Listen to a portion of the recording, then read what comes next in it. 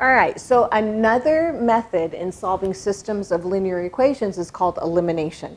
So most people prefer elimination because you don't have to rearrange and you don't have to solve for one or the other variable. It's completely up to you. It's your choice which method that you want to use. You have to be able to do either substitution or elimination because algebraically that will give you exact values. If you try to just graph it, sometimes the exact values don't show up because the lines are crossing, halfway through or a third of the way through.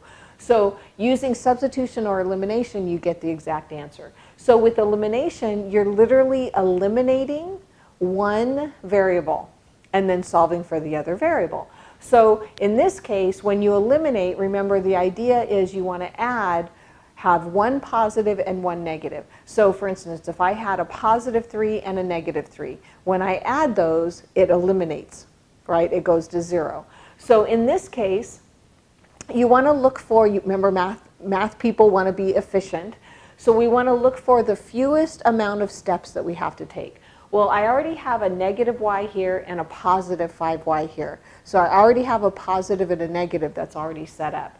So if I multiply this one through, this top one, by a 5, I would end up with a negative 5y. So what I'm going to do is I'm going to multiply this whole equation by 5. Now, it doesn't change the value because I'm multiplying every single term by 5. So I'm still good. I'm just multiplying it. I'm giving it a different name. So 5 times 2x is 10x. 5 times negative y is negative 5y. And 5 times 0 is 0.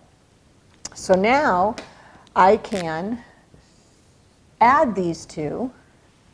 And when I add, I get 3x plus 10x is 13x. I get 5y minus 5y, that cancels, so I just eliminated, that's the elimination part. And then 39 plus 0 is 39. Now I have a one-step equation that I can divide both sides by 13, and I get x equals 3. Okay? So now I'm going to plug this back into either one of the original problems, just in case I made a mistake in my multiplication. So I always go back to one of the originals. Well, if I plug it in this one, I'm going to end up with 3 times 3, because that x right there, plus 5y equals 39. 3 times 3 is 9. And now I have a two-step equation. Minus 9, 5y equals 30. Divide both sides by 5. And I get y equals 6. So my solution is at the point 3, 6. So that is where these two lines cross. Okay? Let's try another one. And we did use this same equation when we were using substitution, and you notice, I hope, that you got the exact same answer. So that's why it doesn't matter which set you use or which method you use, you will end up with the same answer. So 2x, this is number 3, minus y equals 5. Negative 6x plus 3y equals 7. So this is our system, two equations, two unknowns.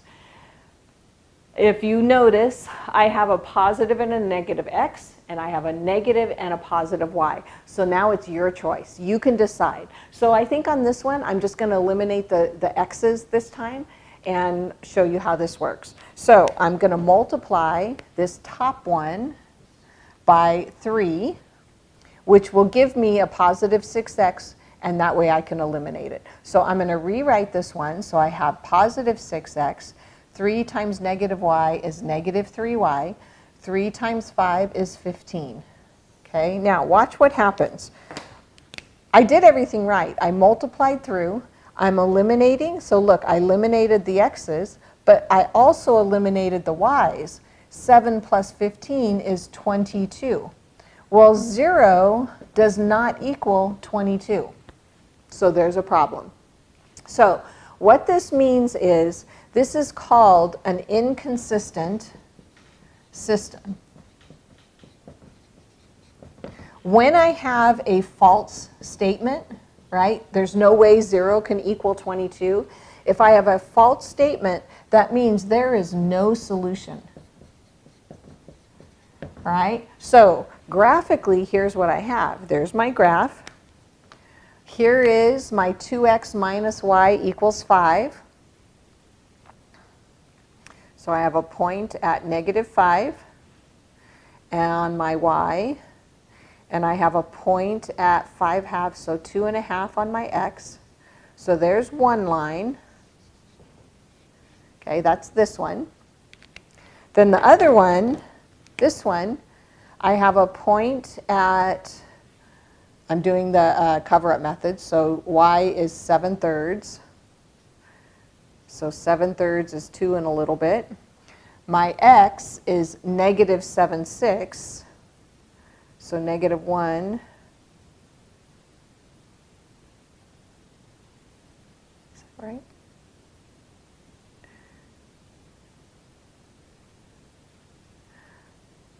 Negative, there we go, sorry, okay. So what I have, and it doesn't show it very well just because of my graph, but what I have is a parallel line. I have a set of parallel lines.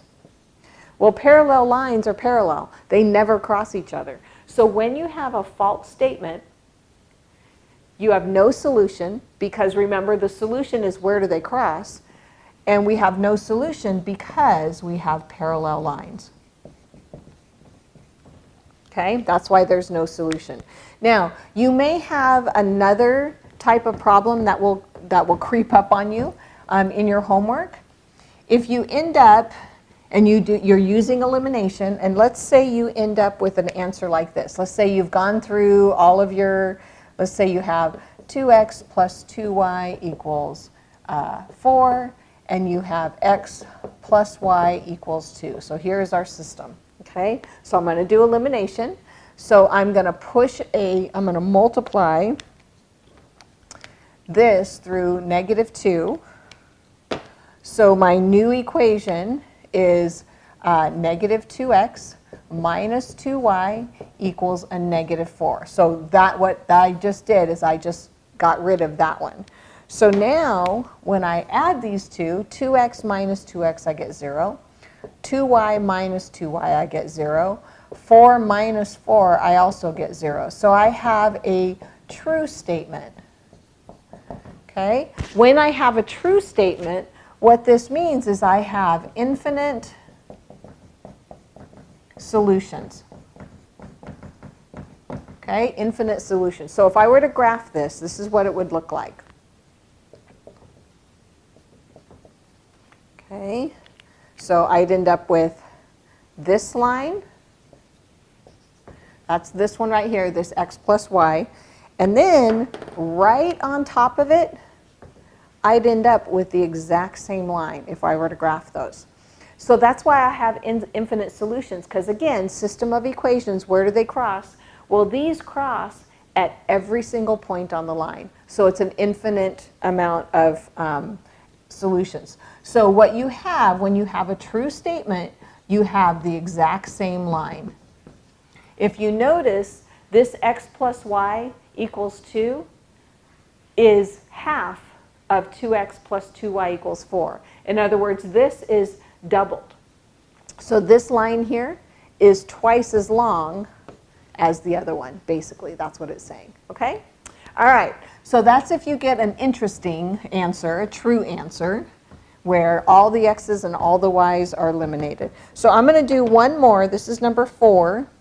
And it is a system with fractions, which is everyone's favorite. But I'm going to show you how you can work with it without too much trouble. Okay, so here is our system of equations. Okay, I notice I have fractions. I also have an equal sign. You can eliminate the fraction. All right, so remember, when you eliminate the fraction, you multiply everything through by the common denominator. On this one, my common denominator is 6. Okay, so I'm going to do blue for this top one. So 3 times 3x is 9x. 3 times 1/3.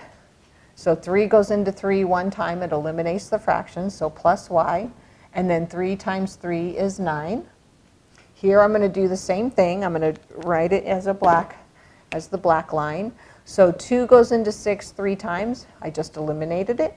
3 times x is 3x. 3 goes into 6 twice. I eliminate it. 2 times y is negative 2y. And then 6 times negative 1 is a negative 6. So now I have the same system of equations. It just looks a little bit different. So now I can solve. So I'm going to eliminate the y's because I already have a plus and a minus. So I'm going to multiply this whole thing through by 2. So I get 2 times 9 is 18x. 2 times y is 2y. And 2 times 9 is 18. The y's go away. 18 plus 3 is 21x. And then 18 minus 6 is 12. Divide both sides by 21. And I get x equals 12 over 21. If I reduce it by 3, I get 4 over 7. Now I'm going to plug 4/7 back into either equation and solve for y.